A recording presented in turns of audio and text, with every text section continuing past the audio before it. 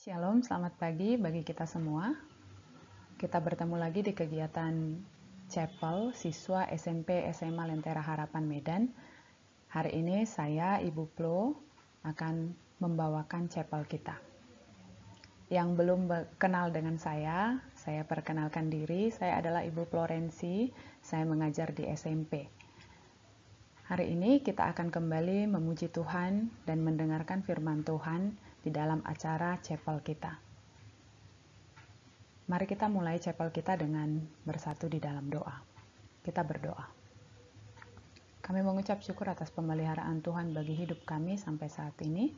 Kami mengucap syukur atas pertolongan Tuhan bagi kami hingga kami bisa melalui hari demi hari kehidupan kami. Dan pada saat pagi hari ini Tuhan, kami kembali datang bersama-sama untuk kegiatan chapel kami. Biarlah Tuhan kiranya yang menolong kami, Tuhan menolong setiap siswa dalam kondisi apapun dan melalui fasilitas apapun mengikuti acara chapel hari ini. Tuhan, kami serahkan pujian, penyembahan kami dan pemberitaan firman-Mu ke dalam tangan pengasihan-Mu. Biarlah kami semua boleh bertumbuh di dalam pengenalan akan Tuhan. Di dalam nama Yesus Kristus kami berdoa. Amin. Mari kita naikkan sebuah pujian sebagai ucapan syukur kita kepada Tuhan. Kecaplah dan lihatlah betapa baiknya Tuhan itu.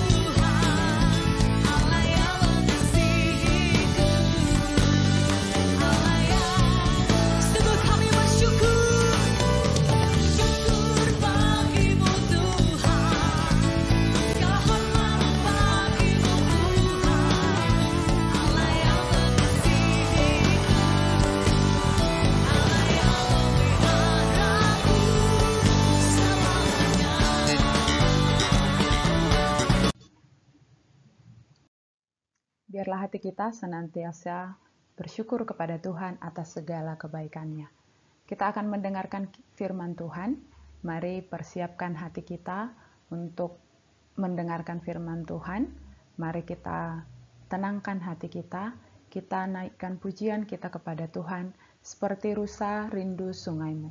Biarlah kerinduan kita juga untuk mendengarkan firman Tuhan sama seperti yang kita nyanyikan di lagu ini. Seperti rusa rindu sungai-Mu.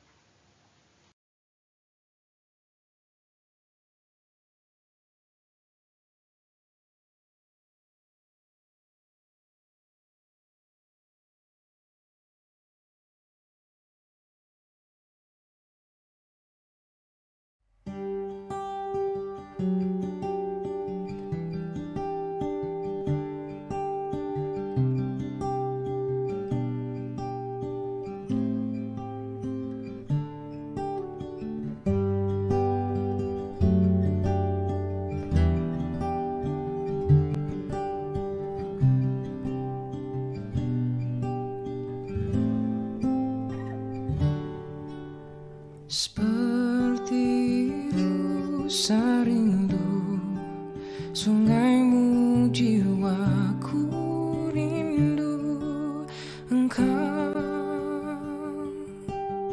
Kala Tuhan hasrat hatiku, ku rindu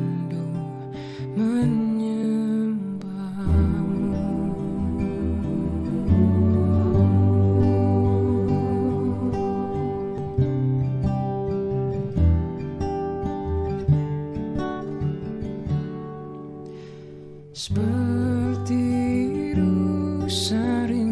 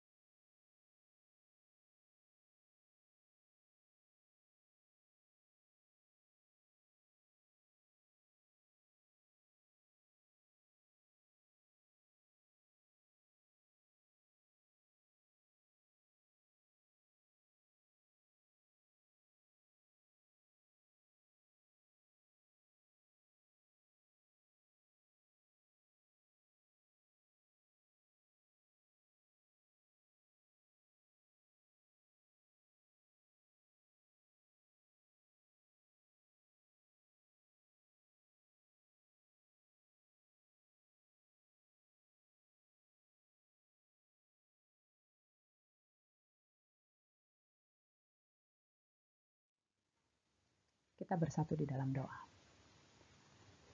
Terpujilah Engkau ya Tuhan, atas kebesaran-Mu di dalam kehidupan kami. Kami sudah menaikkan pujian kami kepada Tuhan, dan biarlah seperti pujian kami benar-benar merindukan Engkau.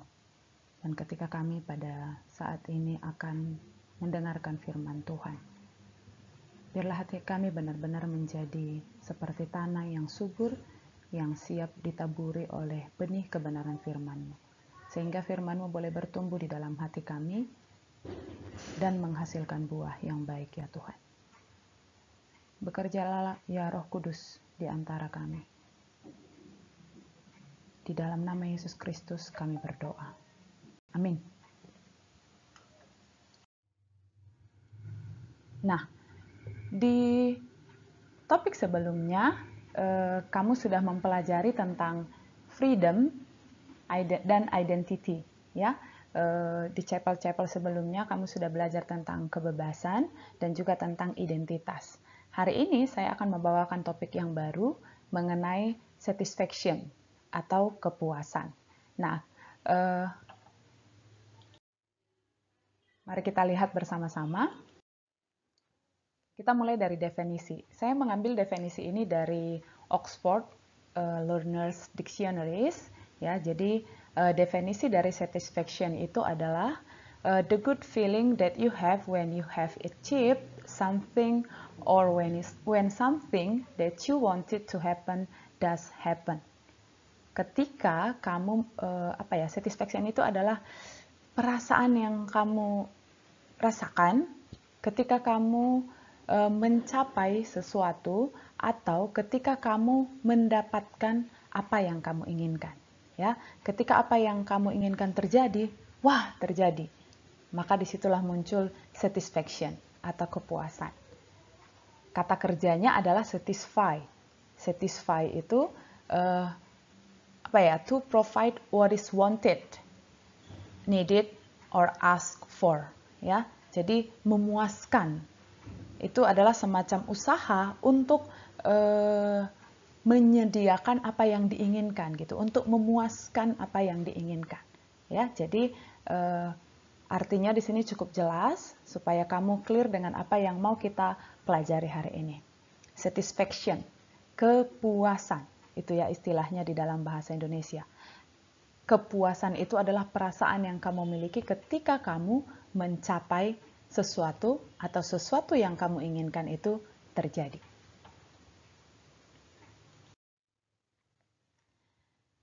Kalau saat ini kamu ditanya, apakah yang kamu inginkan pada saat ini yang akan memuaskanmu?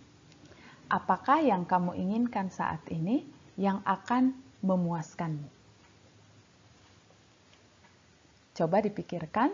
Kira-kira mungkin ada yang akan berkata handphone baru, mungkin kalau tipenya adalah handphone X dengan tipe X gitu ya, atau inginnya rumah gitu ya. Kalau misalnya rumahku itu tidak seperti itu, aku akan puas gitu ya. Ada nggak sesuatu yang kamu pikirkan saat ini yang akan memuaskanmu? Ini sering kita bayang-bayangkan ya. Mungkin juga kamu bisa bayangkan sekarang. Jika aku punya ini, maka aku akan puas. Jika aku bisa pergi ke tempat yang ini, maka aku akan bisa puas. Jika aku memiliki keluarga seperti ini, maka aku akan puas. Ya, setiap kita pasti punya hasrat seperti itu. Nah, kehidupan manusia memang dipenuhi oleh hasrat-hasrat tertentu yang akan sepertinya bertingkat. Misalnya nih, ketika saya selesai SMA, hasrat dan keinginan saya itu adalah masuk kuliah. Nah, setelah saya kuliah, apakah berhenti sampai di situ? Tidak. Hasrat dan keinginan saya ada lagi. Setelah kuliah, maunya bekerja. Setelah itu apa? Apakah cukup? Setelah kuliah bekerja cukup? Tidak. Setelah itu saya maunya menikah, gitu ya. Dan ketika orang sudah menikah, apakah sudah berhenti sampai di situ keinginannya? Tidak. Keinginannya ada lagi. Misalnya punya anak. Ya. Setelah punya anak ada lagi, dan ada lagi. Nah, kalau misalnya ditanya sekarang, saya, ya, apa hasrat di dalam hati saya yang saya inginkan saat ini? Saya akan menjawab, saya ingin menikah, gitu ya. Saya ingin menikah. Saya sudah menyelesaikan kuliah, saya sudah bekerja, saya punya pendapatan sendiri. Sepertinya yang saya hasratkan sekarang ini adalah menikah. Ya, mungkin sudah ada yang senyum-senyum ini mendengarkan apa yang saya sampaikan, gitu ya. Ada juga yang sering bertanya, kapan ini Miss Plo ini akan menikah, gitu ya. Nah, itu hasrat. Tapi itu tidak berhenti sampai di situ seperti yang saya sampaikan tadi. Nanti kita akan menginginkan yang lain lagi. Setelah itu kita menginginkan yang lain lagi.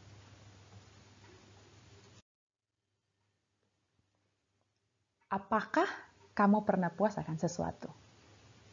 Dulu saya pikir setelah saya selesai kuliah, bekerja, saya akan puas. Ya kan? Nah, apakah saya pernah puas? Pernah, ya. Saya pernah puas. Tapi berapa lama hal itu berlangsung sampai kamu menginginkan lebih dari itu atau menginginkan sesuatu yang lain? Itu ya. Ketika kita punya handphone, ya, saya punya handphone, ya, dulu handphone saya handphone tunet-tunet katanya ya, poliponik. Nah, setelah itu handphone saya beralih ke yang bisa foto lah sedikit ya, bisa foto meskipun fotonya blur. Nah, setelah itu naik lagi gitu ya. Saya sudah puas dulu, saya punya handphone. Tapi saat setelah itu ingin lagi yang lain, karena sudah muncul yang bisa foto. Setelah itu muncul lagi yang baru, ingin lagi ya. Saya puas dulu, tapi setelah itu saya menginginkan hal yang lain lagi. Apakah kita pernah puas? Pernah. Tetapi apakah itu berlangsung lama? Tidak. Kita akan segera menginginkan hal yang lain. Nah, pada titik tertentu ketika kita mendapatkan sesuatu, ya, pada saat kita sangat menginginkan sesuatu dan akhirnya kita mendapatkannya. Pernah gak kamu misalnya sangat menginginkan untuk pergi ke suatu tempat. Akhirnya setelah pergi ke sana, kamu berkata, oh gitu aja. Is that all there is? Cuman gini aja. Setelah itu apa? What next? Kita akan menginginkan hal yang lain lagi. I want more, I want more. Sama seperti misalnya ketika kalian mungkin pada saat ini ya, sangat berhasrat gitu ya, punya waktu, maunya dikasih lah. Beberapa dari kalian mungkin berpikir, kasihlah waktu 24 jam, saya akan puas dengan kuota unlimited, tidak terbatas. Dikasih waktu bagi saya untuk nonton YouTube 24 jam, maka saya akan puas. Atau bermain game 24 jam online, maka saya akan puas. Tapi nyatanya kamu tidak pernah puas. Tapi nyatanya ketika kita berpikir setengah jam saya akan puas, maka kita akan tambah lagi setengah jam berikutnya, belum juga puas. Gitu ya, kalau main game biasanya begitu. Sebentar lagi, belum puas juga. Dan ketika kita mencapai satu titik tertentu, misalnya di permainan game ya, apakah puas? Enggak. Kita akan berpikir, next, apa ya? Level berikutnya apa? Contohnya permainan game ya. I want more, I want more. Saya ingin level yang lebih tinggi. Tingkat kepuasannya, semakin dipenuhi, semakin naik lagi. Semakin dipenuhi, semakin naik lagi. Gitu. Jadi tidak ada hal yang pada akhirnya benar-benar membuat kita berkata, cukup, saya sudah puas. Pencarian kita ini tidak akan pernah berakhir. Ya, selama kita hidup, pencarian kita tidak berakhir. Kenapa? Karena kita mencoba memuaskan diri kita dengan hal yang salah. Nah, saya sampaikan begini, ketika kamu melihat sekitarmu, ketika kamu mendengar cerita-cerita orang, Setiap orang pasti punya hasrat, pasti punya keinginan, pasti punya sesuatu yang dia harapkan dia dapat, dan itu dia harap akan memuaskannya. Nah, mari kita lihat tokoh berikut. Kamu pasti tahu ya, Salomo ya. Salomo ini, kalau kamu baca di kitab Samuel, juga kamu baca Pengkhotbah ya, kamu akan menemukan kisah hidup Salomo. Nah, saya berfokus ke Pengkhotbah di sini ya. Apa yang dicapai Salomo selama hidupnya? Apa yang dicapai Salomo selama hidupnya? Pasti kalian sudah pernah dengar kalau Salomo ini mempunyai banyak istri dan gundik gitu ya. Nah, coba kita lihat apa yang dicapainya. Dia punya tahta, dia punya harta, dia punya banyak wanita. Ya, kalau katanya ini semua hal yang diinginkan oleh pria. Ya, ini semua hal yang diinginkan oleh pria. Tahta atau kedudukan, jabatan, wanita, dan harta. Salomo memiliki ini semua. Ya. Tapi apakah dia puas dengan hal tersebut?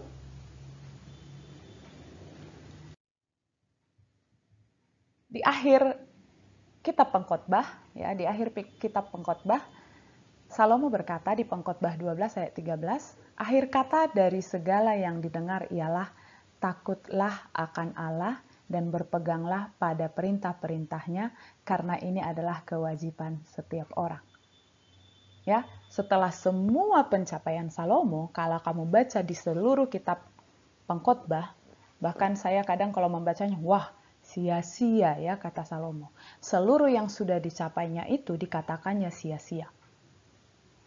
Segala usaha di bawah kolong langit adalah sia-sia.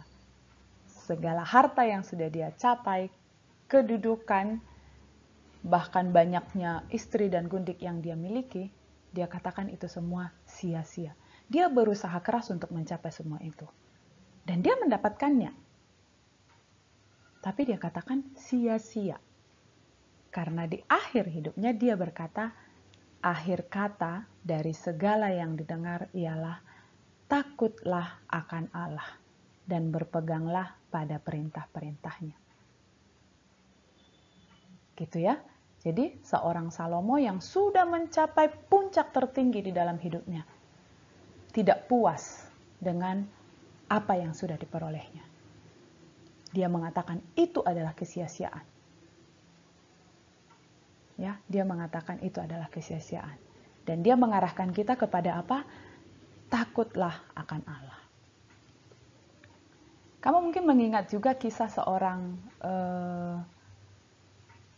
wanita ya, wanita Samaria yang berbicara kepada Yesus, ya, yang berbicara kepada Yesus di sebuah sumur.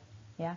Nah, wanita ini dikatakan sudah mempunyai 5 suami ya, 5 suami, dan yang ada padanya bukan suaminya gitu ya.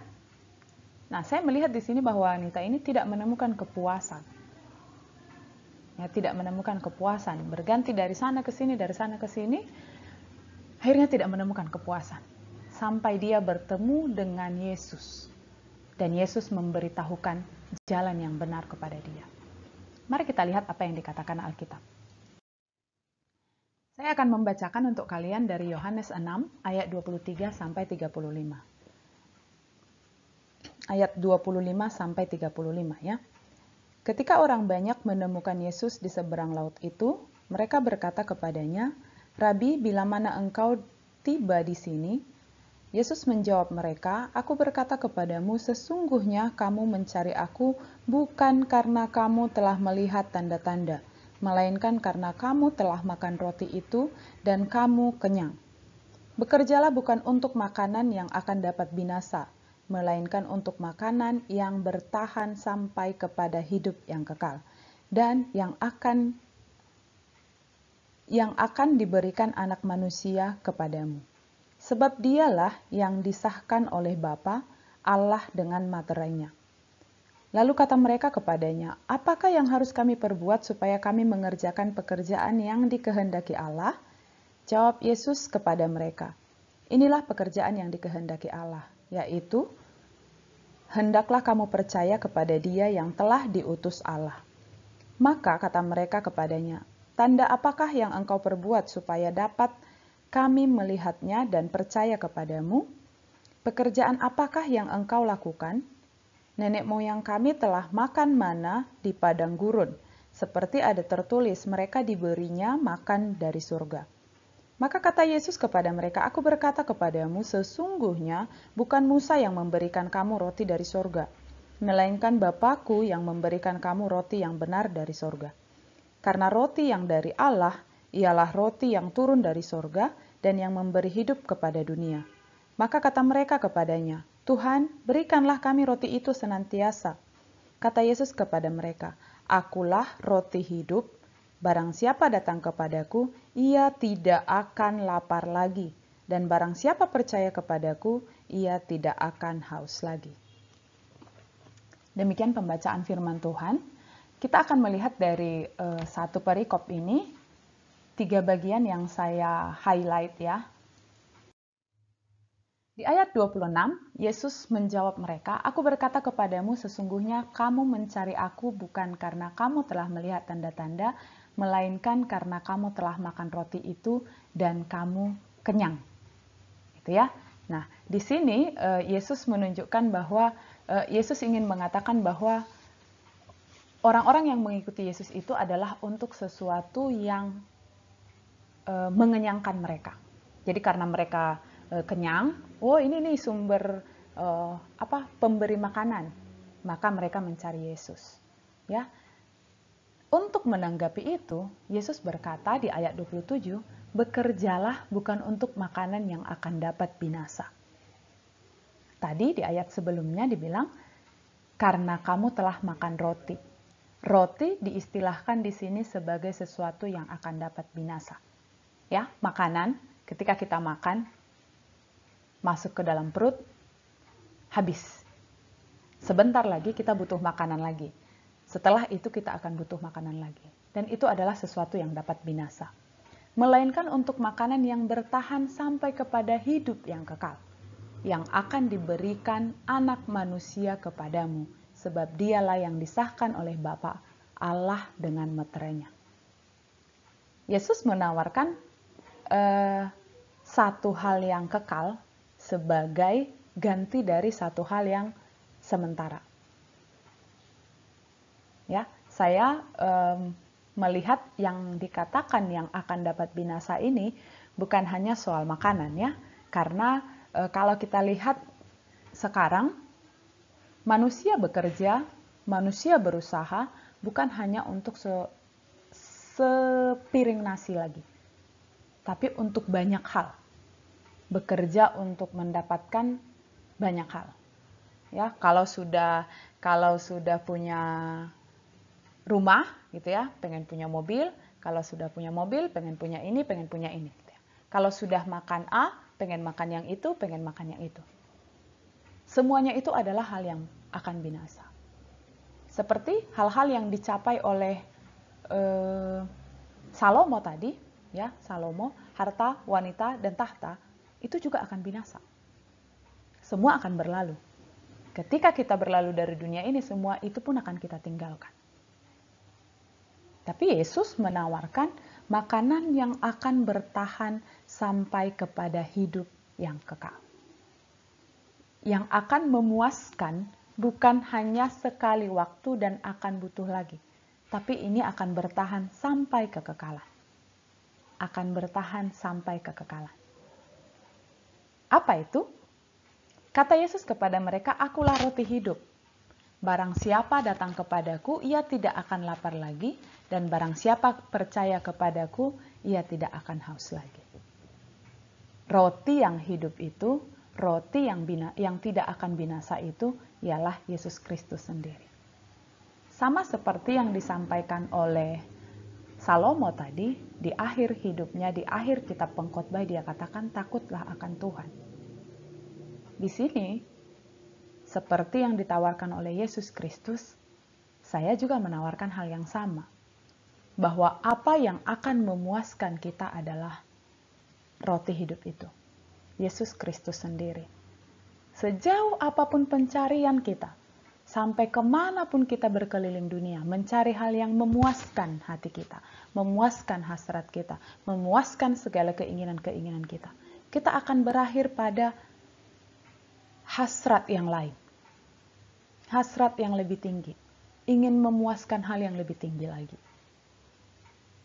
Yang menjadi permasalahannya apa? Jika sesuatu hal itu pada akhirnya tidak kita dapatkan. Dan kita tidak merasa puas.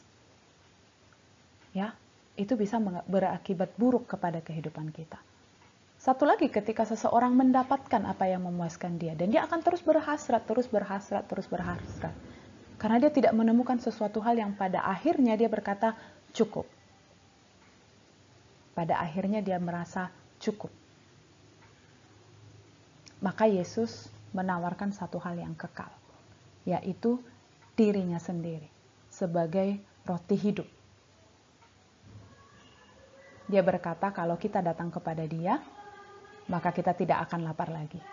Kalau kita percaya kepada Dia, maka kita tidak akan haus lagi.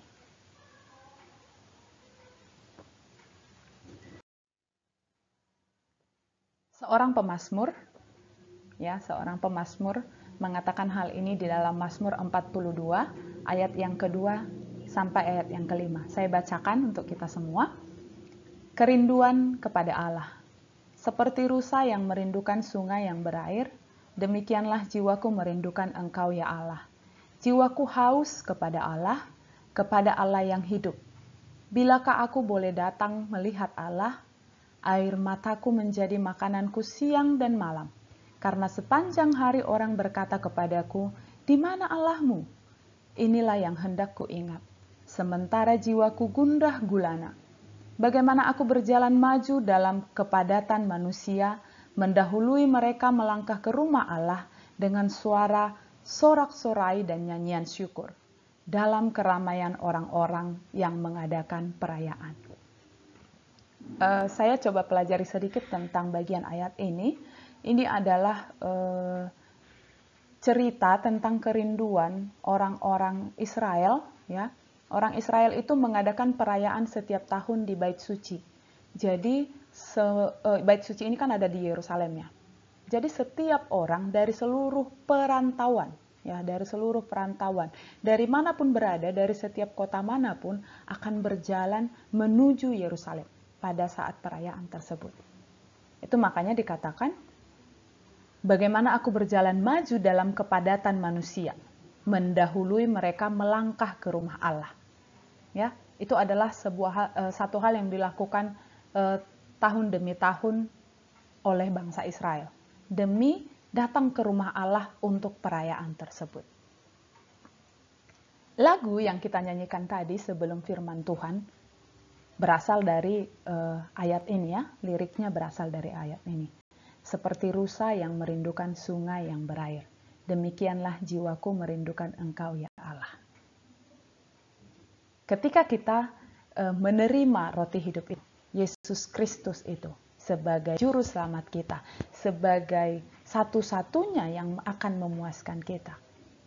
Seharusnya ya, seperti tema kita tahun ini, Desiring You, kita juga akan merindukan Dia, menginginkan Dia.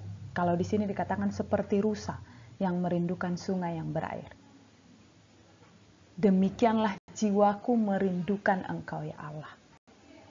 Pertanyaan saya, ketika kita menyanyikan lagu itu, kita sungguh-sungguh memang merindukan Tuhan. Apakah kita sungguh-sungguh memang merindukan Tuhan? Apakah memang jiwa kita benar-benar haus kepada Tuhan? Apakah kita memang benar-benar ingin dipuaskan oleh Tuhan ketika kita datang kepada Tuhan?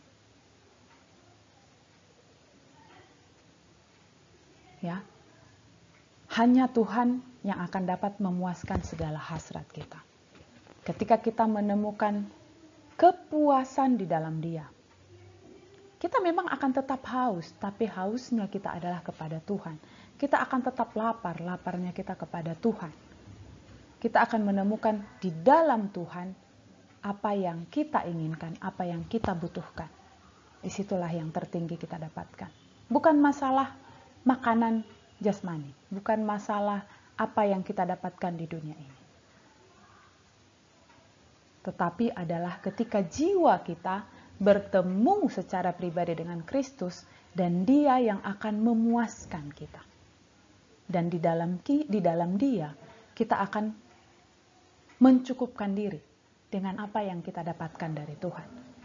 Kita akan memiliki hasrat-hasrat yang benar. Kita akan mencapai hal-hal yang benar. Karena kita akan datang kepada Tuhan membawa seluruh keinginan-keinginan kita. Kita akan menyanyikan kembali lagu ini sebagai penutup dari chapel kita hari ini. Tapi saya rindu ketika kita menyanyikannya kembali, kita menyanyikannya dengan hasrat, dengan keinginan yang benar-benar tertuju kepada Allah. Jikalau kamu tidak memiliki hasrat tersebut, diamlah, dengarkan saja lagunya. Supaya kita tidak bernyanyi dengan sembarangan, mengatakan bahwa kita merindukan Tuhan, tapi sesungguhnya kita tidak merindukan Tuhan. Supaya kita tidak melantunkan kata-kata yang sembarangan, yang mengatakan bahwa jiwaku haus kepada Allah, tapi kita tidak sungguh-sungguh haus kepada Allah. Kita akan tutup ibadah kita. Kita nyanyikan lagu ini dan nanti saya akan tutup di dalam doa.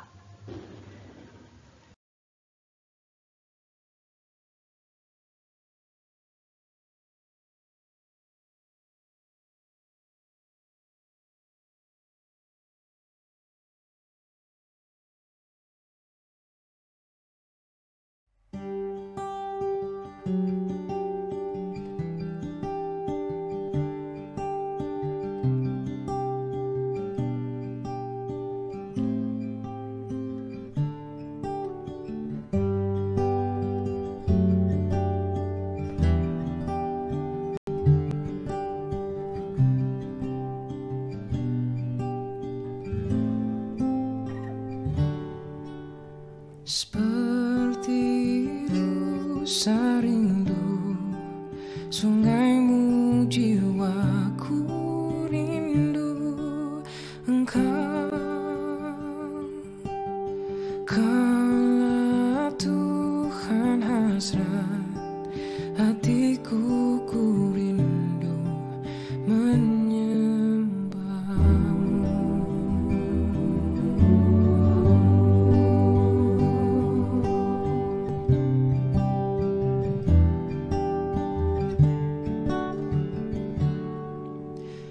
seperti rusa rindu sungaimu, jiwaku rindu Engkau.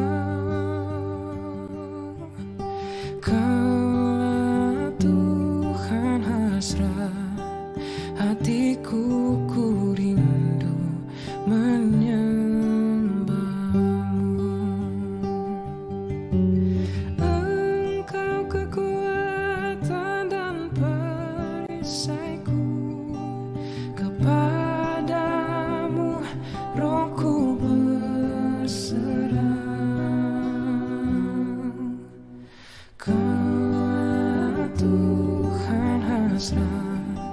hatiku ku rindu menyembahmu.